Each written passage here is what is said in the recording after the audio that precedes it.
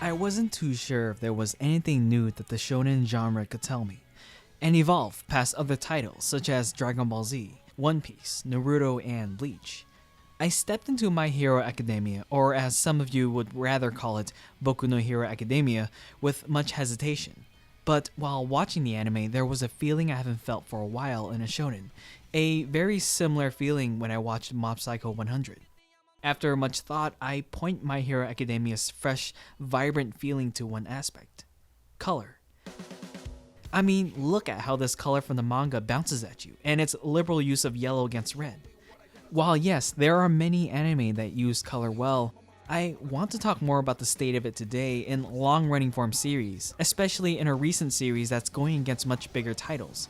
When I think of anime that's visually timeless, I think of my personal favorites.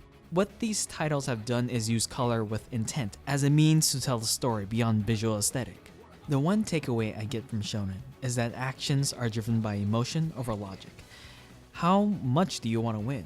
Why do you want to win? Who are you fighting for? It's answers you expect, except lit with fire. This fire will ultimately drive the character to overcoming an obstacle. I think color is one way to show this fire. I want to use 2 episodes as an example here: Izuku Midoriya Origin and What It Takes to Be a Hero, as I think these are the episodes we understand Deku's internal struggles and motivations best. Colors project the tone for a character's psyche. The series opens with dynamic, bright, and saturated colors. This most likely represents Deku's overall impression of the world, often drawing comparisons to comic books. We learn that his inspiration is All Might. He's shown in bold, bright colors and designed with hard lines to separate him from any opposition. Using Logo Company's infographic, link is in the description below if you want to check out their amazing article. All Might's yellow shows optimism, red shows boldness and excitement, and blue shows dependability and strength, all attributes that Deku strives for.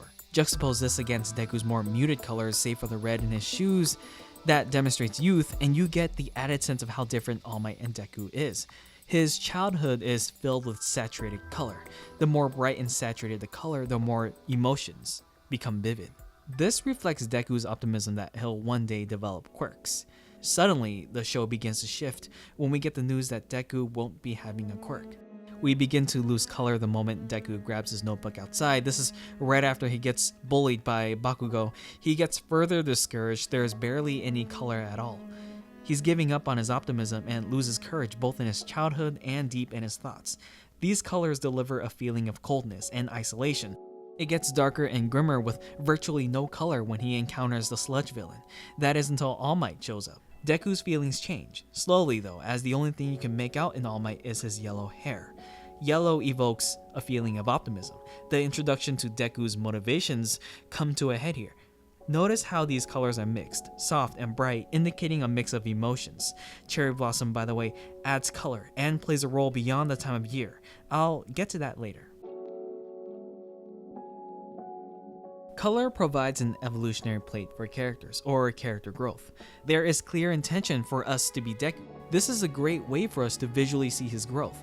We're introduced to Deku in his black school uniform, a blank slate for all of us. Black, by the way, is supposed to be an absence of color. Colors are slowly becoming bolder and closer to the primary colors in the vein of All Might, though not quite as saturated as All Might's. Maybe that's the reason why everyone wears the same uniform in Season 2 Sports Festival. Season 2 is a test about whether or not he can wear the same color as his classmates. A test to see whether or not he can compete at their level. A defining aspect that indicates growth is this hint here during the tournament.